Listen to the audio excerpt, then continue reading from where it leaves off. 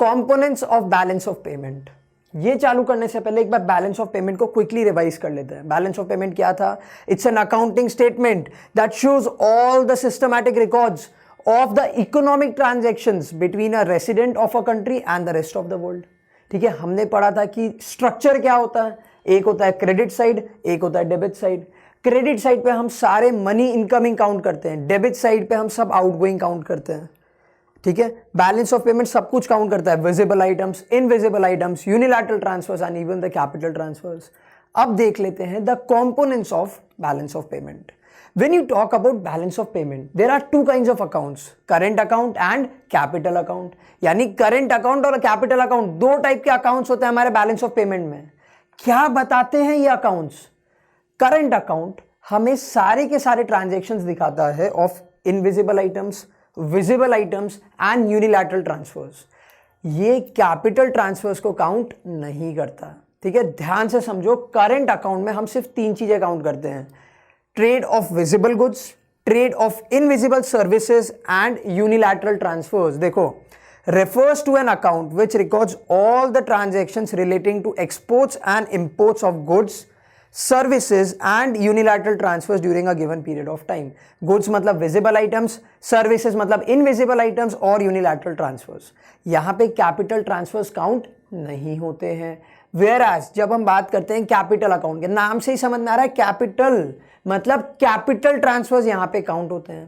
Capital transfers का meaning मैंने आपको क्या बताया था? ऐसे ट्रांसफर्स जिससे या तो आपकी या फिर गवर्नमेंट की असेट्स या तो लायबिलिटी चेंज होती है।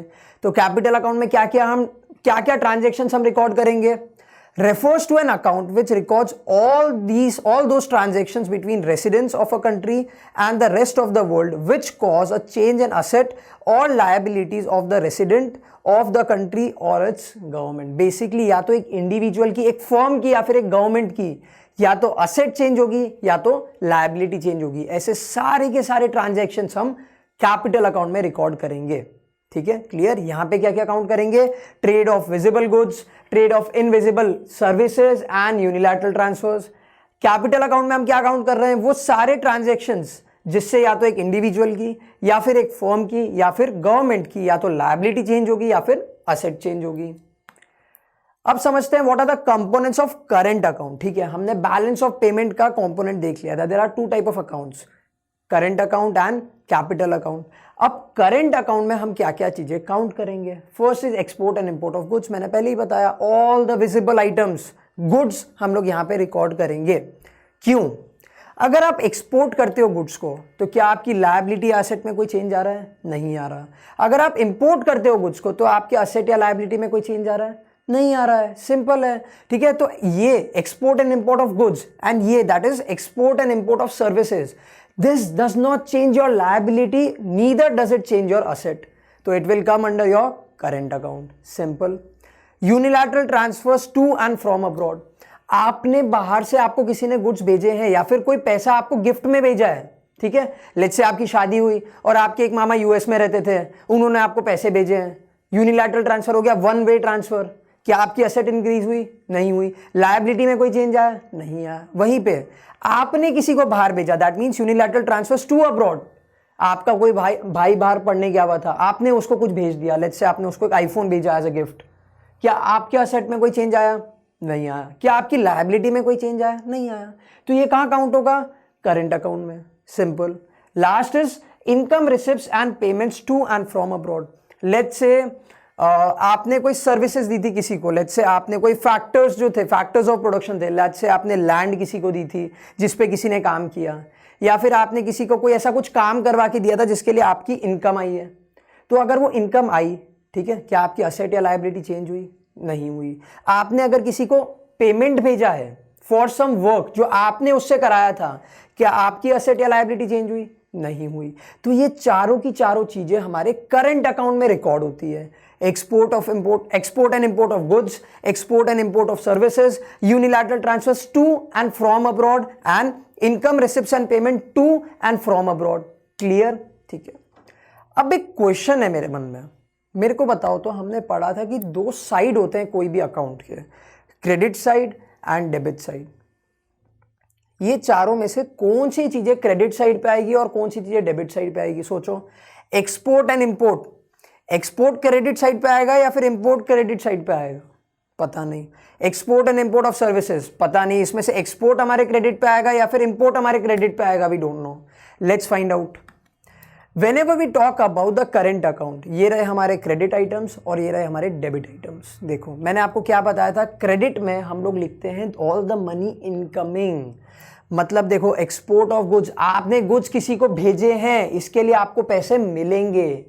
समझ में आया? आपने गुड्स किसी को सेल किए हैं, they will pay you, money आया है, ठीक है। All the money incoming under the credit side, so यहाँ पे एक्सपोर्ट ऑफ गुड्स आएगा। वहीं पे अगर आपने इंपोर्ट किए हैं गुड्स, दैट मीन्स आपने किसी से गुड्स मंगाए हैं, तो you will have to send the money, तो मनी आउटफ्लो, तो import of goods will come under the debit side. Clear? Export of services, similarly आपने किसी को सर्विस दी, आपको पेमेंट मिलेगा, money incoming credit side. Money outgoing कब होगा? जब आप किसी से सर्विसेज लोगे, that means you will have to pay, that means money outflow, that means debit side. Simple. Next, unilateral transverse from abroad, that means किसी ने आपको पैसा भेजा है, दैट मीन्स आपकी मनी इनकमिंग हुई है। All the money incoming under the credit side, ठीक है। Unilateral transfers to abroad, that means आपने किसी को भेजा है, you have sent the money, तो मनी आउटफ्लो, आउटफ्लो कहां था? Debit side. Simple. Similarly income receipts, पैसा आया है, इनकम रिसिप्ट है, पेमेंट रिसिप्ट नहीं है, ठीक है। आपकी इनकम रिसिप्ट है, दैट मीन्स आपने क्या किया है, रिसिप्ट है वो, दैट मीन्स पैसे आए हैं, तो आप कहां काउंट करोगे उसको? क्रेडिट साइड पे, because all the money incoming will go under credit side. Similarly income payment, that means आपने किसी को पे किया है, तो वो कहां जाएगा? मनी आउटफ्लो है तो डेबिट साइड। सिंपल। तो this were the components of our current account. Now let's see the components of our capital account, कि हमने करंट अकाउंट तो देख लिया, अब कैपिटल अकाउंट की बात करते हैं। सबसे पहले कैपिटल अकाउंट में हम क्या क्या चीजें रिकॉर्ड करते हैं? All the transactions that either change our liabilities और चेंज आवर असेट्स। सिंपल। तो सबसे पहला होता है बोरोविंग और lending to and from abroad, that means कोई आपका भाई बाहर बैठा था, ठीक है, he is studying somewhere in Canada और यूएस और यूके समवेयर, उसने फ़ोन किया कि भैया थोड़े पैसे भेज। मैं बोलता हूँ नहीं, मैं पैसे नहीं भेजूंगा, मैं पैसे भेजूंगा तो तेरे को वापस करने पड़ेंगे, that means I lend you the money. तो आपका क्या चेंज हुआ? आपकी असेट चेंज हो गई, आपके असेट साइड पे एक डेटर दिख गया, ठीक है। तो ये हो गया आपका capital account transactions. Similarly let's say आपने अपने भाई से बोरो किए, तो क्या हो गया? ये वापस आपकी लायबिलिटी चेंज हो गई, तो this will also come under capital account. Simple. Investment to and from abroad, investment में आपकी असेट्स चेंज होती है, असेट्स इंक्रीज हो गई।